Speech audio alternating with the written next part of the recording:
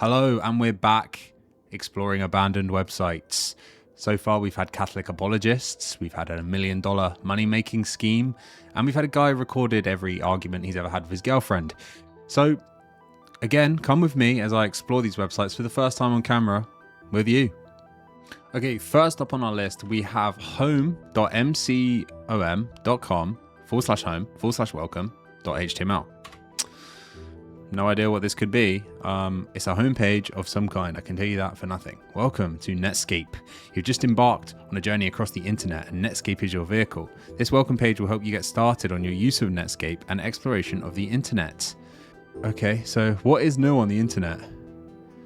Okay, this website is from 94, but there's dates going back to... So what's new? What was new in September of 94? What happened? Is this guy like creating a... Was the internet so new back then? This guy was literally able to record everything new that was happening on the internet. Is this everything that was added to the internet in November 94? What's cool? Okay, tried of slugging through new... Internet Underground Music Archive. Tour one of the great European cities from the comfort of your network node. Okay, should we... I don't like Paris, and I don't like France, so I'm not going to click on that. A little while ago, a nuclear reactor melted down. That sucked a lot. Here's the pictures. Okay, so this guy, a lot of these links are going to be dead.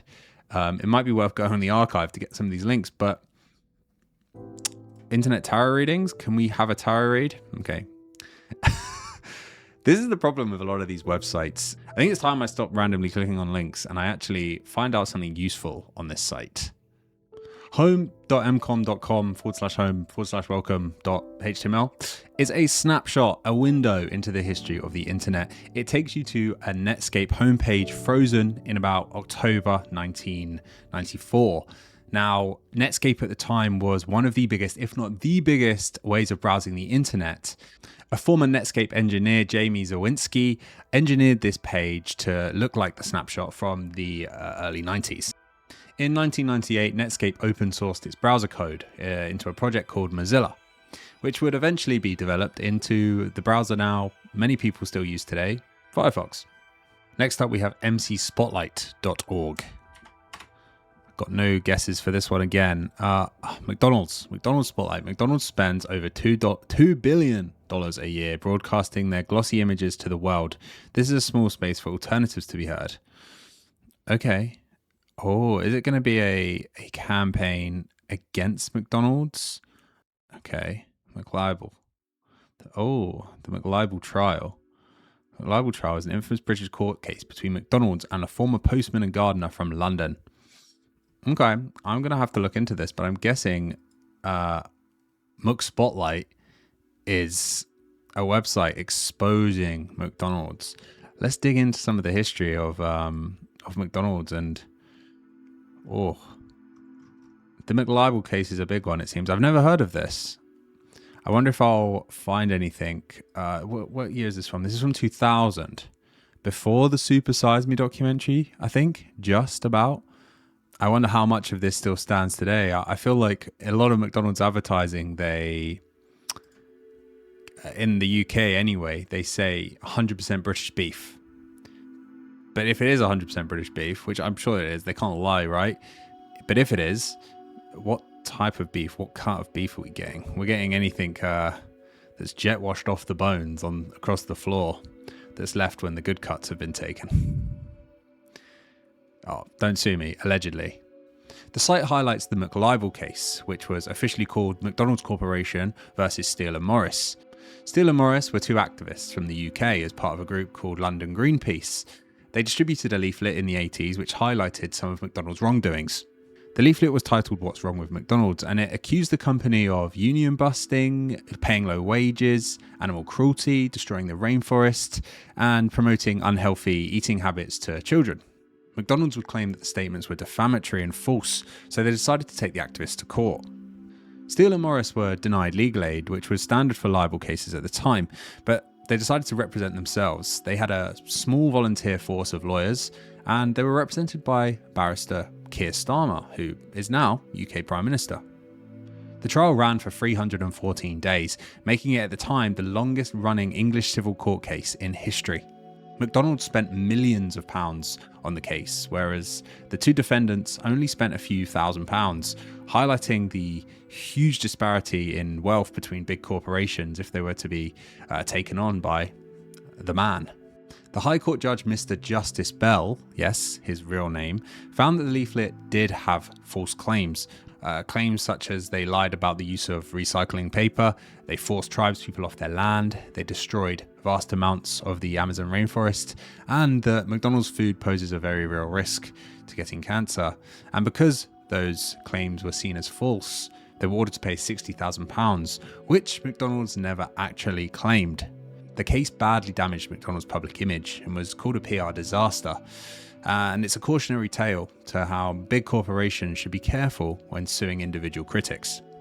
So they've also got a debating room here, a forum to discuss and debate McDonald's.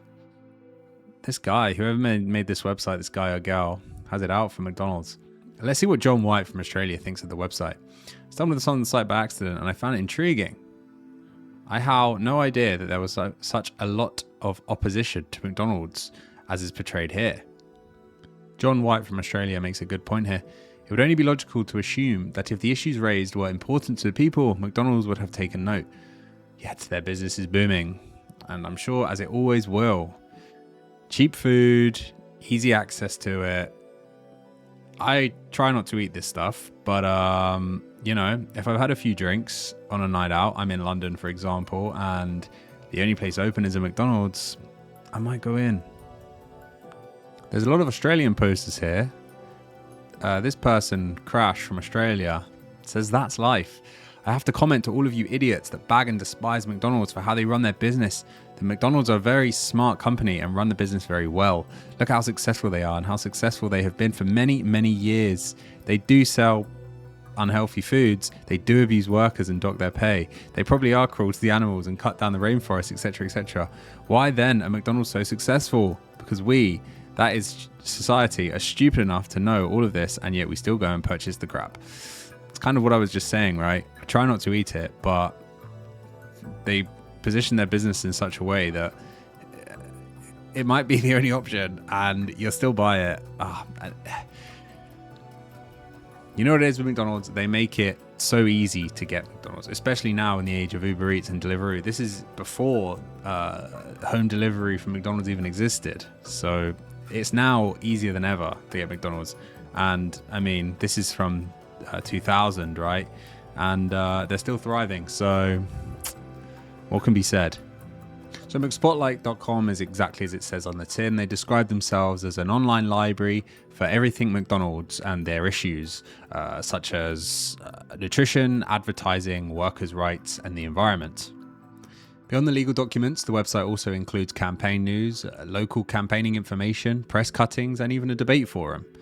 The site's a great pioneering example of how activists can use the internet to take on corporations, even though maybe it's a lesson that big capitalist corporations will destroy the everyday man in court.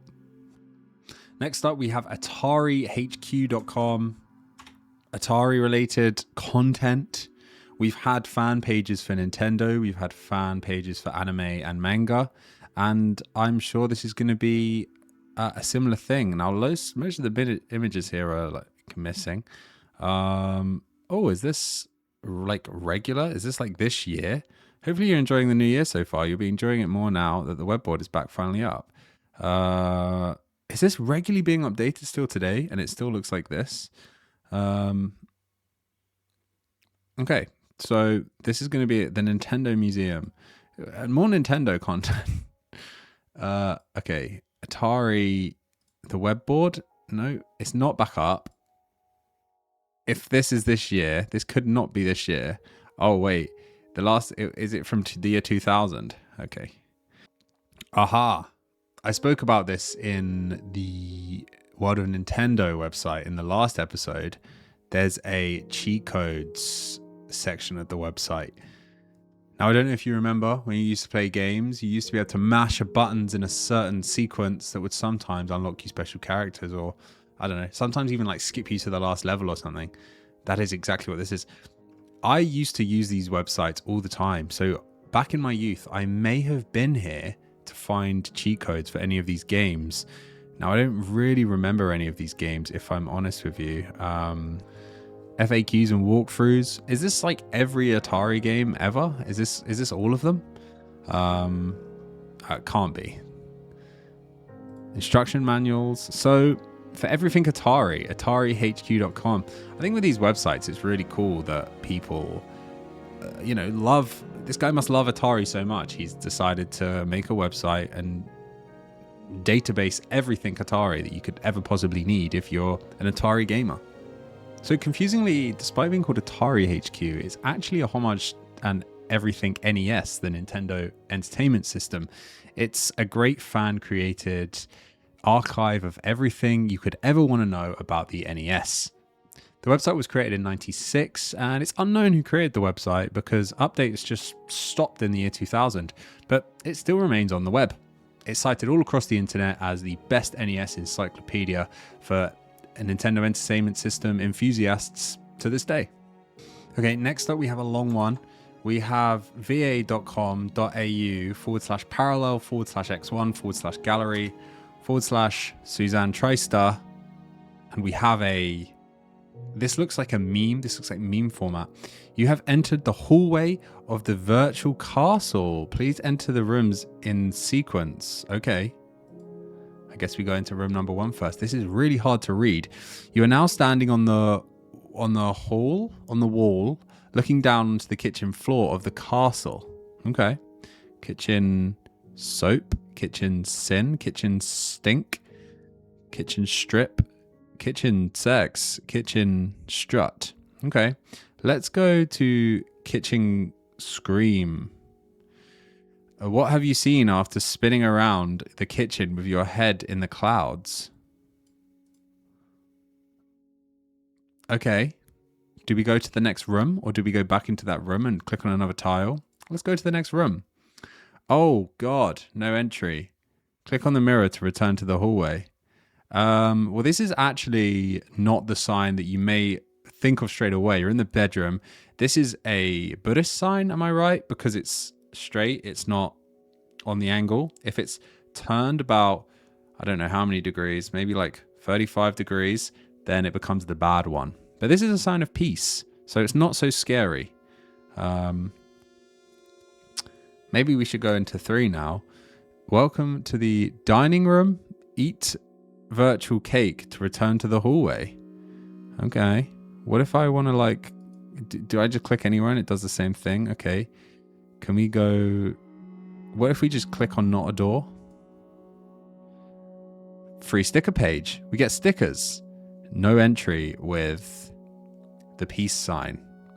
I think I'm right in saying if it's straight up, it's fine.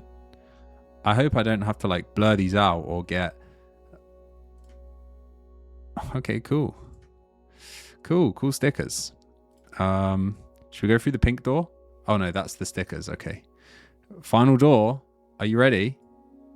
Oh, it's the stickers again. The purple bit? All right, let's go back into door 1. Oh, I've just got the stickers now. All right, let's refresh the page. I want to go back through door 1. Okay, we're back through door 1. So what if I click a different one, or we get the same? It's just like an internet slideshow. We got some stickers. Wherever you are to be, somewhere else is Nintendo. I think where I am not where I do not think I got Lacken. Suzanne Tristar. Okay. I don't know what to think of this. I don't know if this is Susan Tristar a neo-Nazi and she's using subliminal messaging to try and get to people with these funky swazzes? Okay, that was weird. That was the first real weird, nonsensical website I think we've had. Susan Tristar, I have not managed to find much about her online, but I have found her website, which has information on the hall. This was the original homepage, which I couldn't get to load. But essentially, once you get here, which says, wherever you are, be somewhere else, Nintendo, I think I am not, and I am where I do not think, Laken, which we saw on another sticker. You click through to this castle and you end up in the hall, and she describes it as being in the home of her alter ego, Rosalind Brodowski. She also lets us know that the images are quite small because screen resolution was different back then. I have no idea how this ended up on our iceberg because I literally can't find anything online about it apart from on Susan Treister's website. And this other random person posting on a forum saying it was their favorite website, and someone replying to it saying, what the buggering hell was that? So perhaps an early internet maze or a insight into the mind of Susan Treister. Who knows? Next up, we have a Washington Post site. I can only assume this is going to be a snapshot of what the Washington Post used to look like in '96. I'm sure that is actually what it is here. Is this the Washington Post actual page from '96? A year in review. What happened in the US in '96? Oh, Clinton was president. Robert Dole. We had Robert Dole. In our last episode, we had his campaign website, which was frozen in time. 1996, the year of the Macarena. That is great to know. This was a couple of years before I was born, so I'm not up to date with these stories, but it seems like, yeah, we have a year in review for the Washington Post. Lovely site index there. The homepage takes us to the same place. This is just going to be... This is it, right? Okay. I don't know what the relevance of 1996 is, but this is what you could have expected the Washington Post to look like in 1996. So it's exactly what we saw. It's an archive page of 1996's year in review by the Washington Post. Actually, the year that the Washington Post launched their online website. Back in their first year of operation, the New York Post were boasting 500,000 clicks on their website every single day. It remains up as a piece of internet history and is an artifact in what you would have expected to see on the internet very commonly in the 90s. Thank you so much for watching. I've just previewed the next group of URLs that we will be exploring next week, so make sure you subscribe because just from the URL names, there's some weird stuff to look at. So yeah, subscribe and see you next week.